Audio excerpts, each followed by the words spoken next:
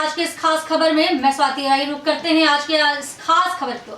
खबर उत्तराखंड के जिला उधम सिंह नगर गदरपुर से है। प्रदेश कांग्रेस नेत्री शिल्पी अरोड़ा द्वारा दीपावली के उपलक्ष्य में आवास विकास स्थित अपने कार्यालय में प्रेस वार्ता की गई। इस दौरान शिल्पी अरोड़ा द्वारा कहा गया कि उत्तराखंड की भाजपा सरकार में महिलाएं खुद को सबसे ज्यादा असुरक्षित महसूस कर रही हैं। प्रदेश सरकार महिलाओं को सुरक्षा देने में नाकाम साबित हो रही है। ऐसे में महिलाओं को अपनी सुरक्षा के लिए ट्रेनिंग लेने की आवश्यकता है। साथ ही अपनी सुरक्षा के लिए महिलाओं को पेपर स्प्रे भी साथ में रखना चाहिए। बेटी बचाओ बेटी पढ़ाओ का नारा भले ही देश भर में गूंज रहा है, लेकिन जब तक बेटियां खुद को सुरक्षित महसूस नहीं करती हैं, तब तक बेटियों को कैसे पढ़ाया जाएगा। अब तो उत्तराखंड राज्य भी बेटियों के लिए सुरक्षित नहीं रह गया है। जिस सरकार के नेताओं पर ही लगातार महिलाओं के साथ शोषण एवं उत्पीड़न का आरोप लग रहे हैं, तो ऐसे में जनता किस पर विश्वास करे। पहली बार देश में एवं उत्तर प्रदेश के साथ साथ भाजपा शासित प्रदेशों में पीड़िता पर केस बन रहे हैं, वहीं आरोपियों को सुरक्षा दी जा रही है। इस दौरान शिल्पी अरोड़ा द्वारा कहा गया कि अगर सरकार बेटियों की महिलाओं की सुरक्षा नहीं कर सकती, तो ऐसी सरकार को प्रदेश में बने रहने का कोई अधिकार नहीं है। जल्द से जल्द सरकार को इस्तीफा दे देना चाहिए।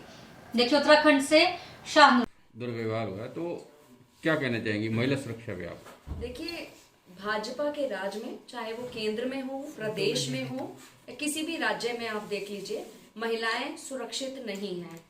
महिलाएं, कमजोर वर्ग का कोई सुरक्षा नहीं है। SC ST की बात करें, जितने भी दबे कुचले वर्ग हैं, मैं महिलाओं को भी दबे कुचले में ही गिनूंगी, क्योंकि उनका भी सदियों से शोषण होता आया है। और भाजपा शासित प्रदेशों में और औरों में सबसे बड़ा फर्क ये है कि वो संरक्षण देती है अपराधियों को। पहले कभी नहीं होता था। देखिए, निर्भया भी हुआ, लोग कैंडल मार्च लेके निकले। ये नहीं हुआ कि आपने 144 लगा दी हो, आप ये नहीं करोगे वो नहीं करोगे। उस समय में ठीक है, बहुत बुरा निर्भया का कांड हुआ और भी चीजें हुई, लेकिन सरकार ने कभी संरक्षण नहीं दिया।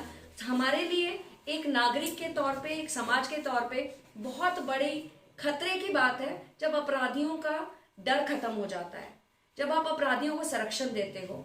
चाहे आप हाथरस की बात करें, चाहे आप उन्नाव की बात करें, और उसके बाद सैकड़ों और कांड हो चुके हैं जहां 2-2, 3-3 साल, 5-5 साल की बच्चियों के साथ रेप हो रहा है। उत्तराखंड की बात करें तो यहाँ के विधायक खुद आरोपी हैं, अभी तक उनको अरेस्ट ही नहीं किया गया। उल्टा आप महिला जो पीड़िता है उसके ऊपर आप केस बना रहे हो। कितनी मुश्किल से समाज इस लेवल पे आया है कि महिलाओं को इंकरेज करके कि भाई तुम आगे आओ, कुछ तुम्हारे साथ गलत होता है, उसकी शिकायत करो। मुझे लगता है रेप और महिला शोषण से बड़ा कोई अपराध ही नहीं है, और ऐसे में सरकार संरक्षण दे रही है ऐसे लोगों को, तो आधी आबादी जो 50% हमारे देश की है, उनके ऊपर अन्याय कर रही है। आप पीड़ित परिवार के घर में CCTV लगा रहे हैं, आप कभी कहते हैं ऑनर किलिंग है, कभी आप किसके ऊपर नाम लगाते हैं। कोई भाई क्या ऐसे मारता है क्या?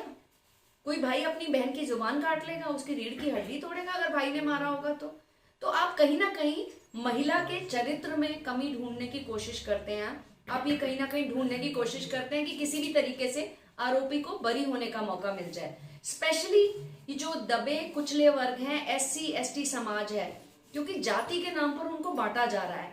क्योंकि जिन लोगों ने रेप किया वो अपर कास्ट के थे, इसलिए वो सरकार उनको संरक्षण दे रही है। उनके लिए महापंचायत बुलाई जा रही है, उनके लिए कोई 144 नहीं है, उनके लिए कोई कोविड नहीं है। वो 20-20 गांव की मीटिंग बुलाएं, कोई सरकार की परमिशन की जरूरत नहीं है।